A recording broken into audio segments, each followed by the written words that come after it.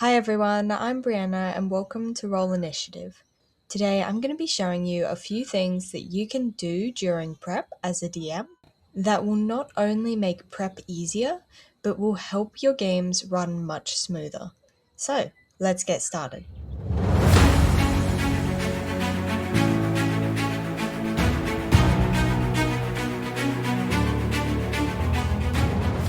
The first thing that we're going to talk about is to try and avoid over prepping for your games. You're not here to write a novel, and not every pathway and every possibility has to be written out. Because let's be honest, your players always come up with something that you haven't planned for. You're not here to write a story. You have created a world. It's your players now who are going to write the story. You've built the world, and all you have to do is have the story set and improvise, react to your players' choices, and let the story build around how they interact with your world. All that you should have to do is prep situations, what could happen, and then let your players come in and decide whether it does and how it goes. You want what you prep to be flexible so that it can change with how your players interact with it. And you also want it to be able to be moved around. If you plan that something important is going to be in a certain area, but your players never go there to check it out, then you can move it. If it's something that they need for the story, or that's going to be incredibly important or helpful, then it isn't right that your players miss it because they didn't know that it was there. If it's really important, then you should be able to move it and put it wherever they do go. That way, they don't miss important parts of the story just because they didn't go the way that you expected them to. You can also do this with a lot of other situations, such as with NPCs or monsters.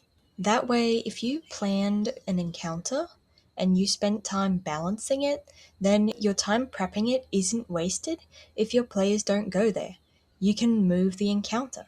And even if your encounter doesn't match where your players go instead of where you'd planned it, then even if you can't use it, save it for later. Maybe they'll come back, maybe they'll go somewhere that it does fit. The point is, don't throw away an encounter that you spent time on just because it doesn't fit where your players are, or just because they didn't go the right way. It'll save you time when your players go somewhere that it can be used because you'll already have it prepped. Having a plan for the session is extremely important, even if your players don't follow it. I like to have a bullet point list of important situations that could happen during the session.